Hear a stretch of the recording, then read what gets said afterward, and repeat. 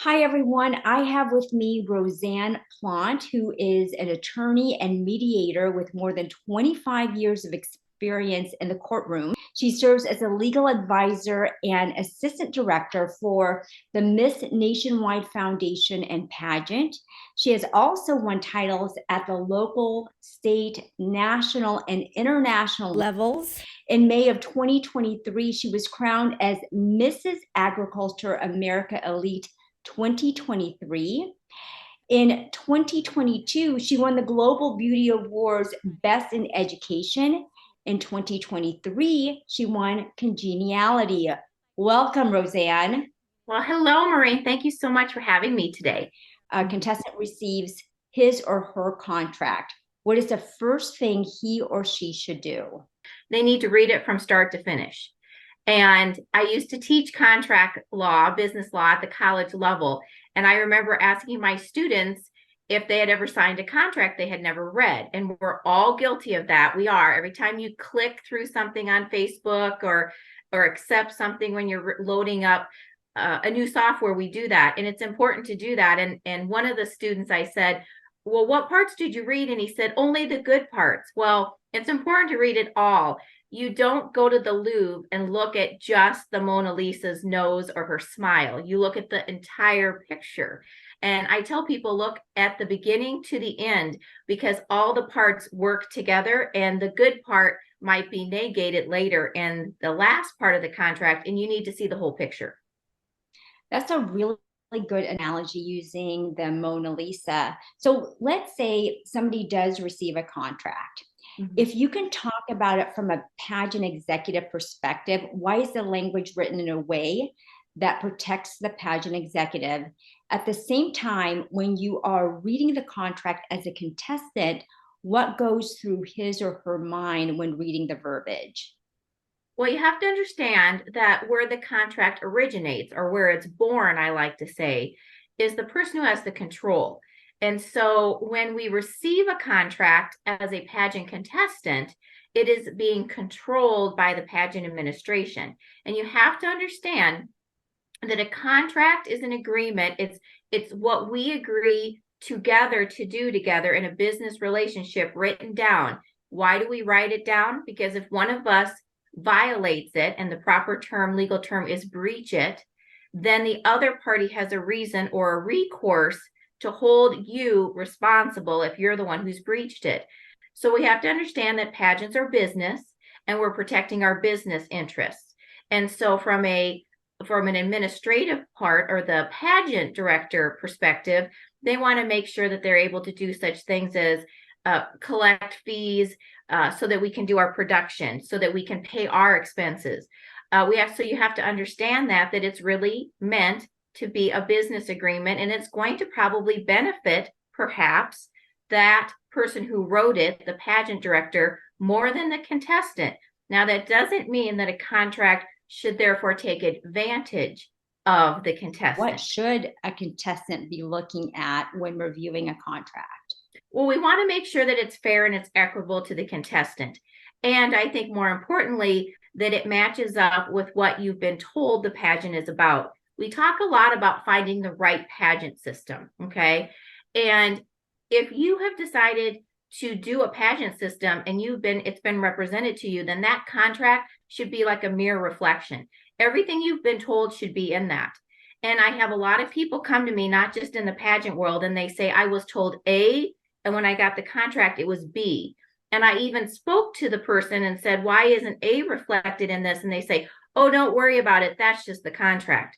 And I say that is a huge red flag. I need a little pageant red flag. I've got to buy one. Because if it's not in the contract, it's not going to happen, and you can't hold them to it. So I myself had this experience. I participated in a well-known Mrs. International pageant, and when we arrived for orientation, we were set down, and there was an addendum presented to us, and it was sign it or don't compete. And I'll tell you, as a first-time Mrs.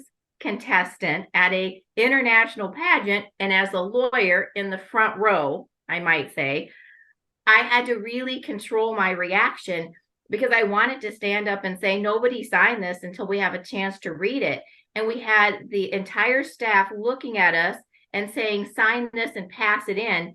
And I will say it was a significant situation that they wanted us to agree upon if we were chosen as the winner. And I know it bothered a lot of people. And at that point, it was either sign it or leave after you'd spent tons of time and effort and money getting ready. And that to me was duress. And that could have been a legal issue for that pageant. And so none of that should happen. Not absolutely What not. does no refund mean? Normally, no refund means exactly what it means. No refund. It means whatever reason or crisis that you're having, it means no refund. Let's say you are a pageant director and you're given a contract. And I know you work as an executive for a pageant. If you're given a contract and it talks about fees, but there's more contracts to follow, any advice for those pageant director who's about to jump into a system and become a pageant director and they're not receiving all of the contracts at once? I would say that you demand them all at once. That it would it's like a puzzle. If it's 100-piece puzzle and you have 50 pieces, you don't know what the puzzle looks like. And I absolutely would not sign any contract if it was in piecemeal, because when I write a contract, when I'm preparing one, it says this is the entire agreement. And if it's not the entire agreement, it means what you do is if there's an attachment, you say the attachment is incorporated in reference to this contract, and it's presented at the same time. If you're receiving things in 2 or 3 different emails, weeks or months apart, absolutely not. Do not work with that vendor. I do not recommend You've it. attended 3 Global Beauty Awards. You attended 2019, 2022, and 2023. For those who've never gone to a Global Beauty Award show, can you talk about what is the experience like and what is the atmosphere all about? Well, it is a non-miss event on my calendar now, and it is a tremendous community. Every time I come, I have to tell you, Maureen, I really feel a sense of family, and you don't have that now in a lot of organizations or a lot of cultures, and the pageant community is a culture.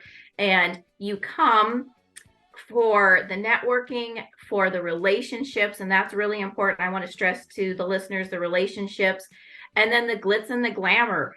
And it's such a supportive environment. And I will tell you, the first time I came was a really special year for me, because I was coming off of this very tragic time in our life, and it was the first time my husband and I traveled. He sustained the traumatic brain injury, and for us to just come that first year and be nominated and make the trip and get dressed up was really like a rebirth. I had a red dress and I felt like a phoenix rising from the ashes, and I didn't even care if I won, and I didn't. And it was just, I was just so blessed to be there. And I feel that way more and more every year. And then the icing on the cake for year 2 and 3 was I won, but you don't have to go home with a trophy, because being there is the win. And I would just tell anybody to please look into becoming a VIP, reach out to people like me who are VIPs.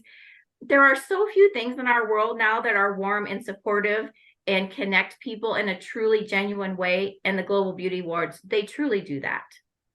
What's wonderful is I see you as guests for other attendees of the Global Beauty Awards. I'm like, oh, I see Rosanne and Cynthia together, and they're making magic, and again, sharing information that the pageant world needs. And that's what we feel. We feel like there needs to be much more transparency and much more community. That's why on April the 27th, we're going to have our very first pageant summit. We're going to bring small pageant systems and the larger ones together. And we're going to talk about what makes a great pageant system, a great director, a great title holder. Where can we have more transparency? So my question for you, Rosanne, where can we have more transparency? And I would ask people, what's the mission statement of your pageant, small or large? And I want to know that. I think that's part of transparency. And with that mission statement is, how are you going to accomplish it? And I would like to see that as a contestant or a donor or a staff member. Have you ever read a contract anywhere that says there might not be a pageant? And if so, what does that tell you? If I saw that, I would say absolutely not. Do not sign that contract.